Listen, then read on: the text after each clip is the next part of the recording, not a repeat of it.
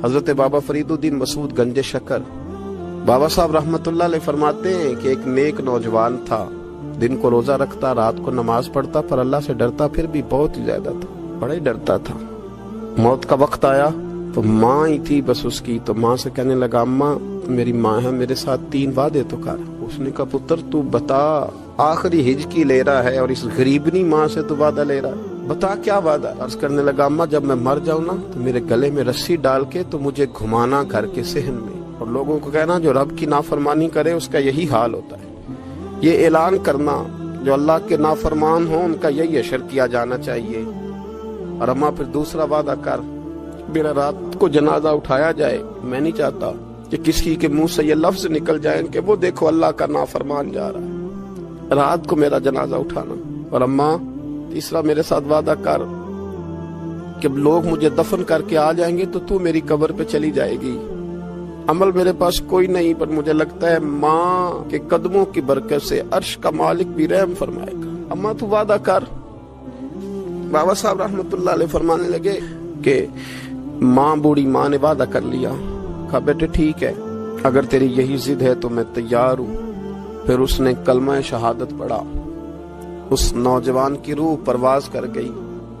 بوڑھی ماں نے رسی منگائی تو ولی من خاف مقام ربہ جنتان، جو ڈر جائے، اس نے تو کہا تھا نا کہ رسی ڈال کے گھمانا اور کہنا یہ اللہ کا نافرمان ہے، اس کا یہی اشر ہونا چاہیے تھا۔ لیکن جب ماں گلے میں رسی ڈالنے لگی تو گھر کے ہر کونے سے آواز آنے لگی، خبردار یہ رب کا دوست ہے، اللہ کے دوستوں کے ساتھ اس طرح کا معاملہ نہ کیا جائے، اسے چھوڑ دیا جائے۔ اور کہا تمہیں کچھ بھی اور کرنے کی ضرورت نہیں ہے، یہ تو رب کا دوست ہے اور رب کی بارگاہ میں حاضر ہو گیا۔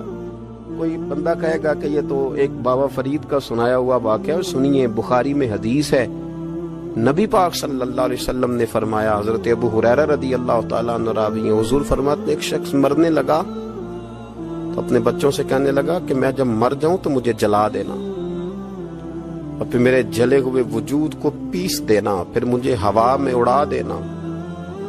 پتر مجھے اڑا دینا، مجھے بڑا ڈر لگتا ہے، اگر رب نے مجھ سے حساب پوچھا تو میں قابل نہیں ہوں، اڑا دینا مجھے ہواؤں میں، اگر اس نے مجھ سے حساب لیا تو بڑا سخت حساب لے گا۔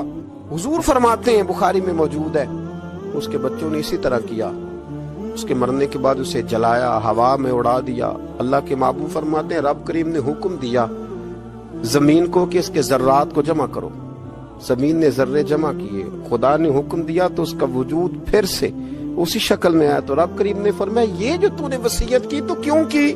اللہ جانتا ہے کہ نہیں جانتا؟ یہ کی تو کیوں کی؟ تو وہ پڑا، کہنے لگا اللہ میرے اندر تو طاقت نہیں تھی تیرے سامنے کھڑا ہو کے حساب دے سکوں، تجھے منانے کے لیے تیرے خوف سے ڈر گیا، میں ڈر گیا۔ اگرچہ ہمارے بزرگوں نے لکھا ہے کہ آج یہ وصیت کرنا، اس رنگ میں یہ طرز اختیار کرنا درست نہیں، لیکن آپ غور فرمائیے کہ نبی پاک علیہ السلام فرماتے ہیں جب اس نے کہا نا اللہ تجھ سے ڈر کے یہ کیا، تو رب کریم نے فرمایا جا پھر میں نے تیری مغفرت کر دی، کیونکہ اللہ کو پتا تھا یہ دل سے بات کر رہا ہے۔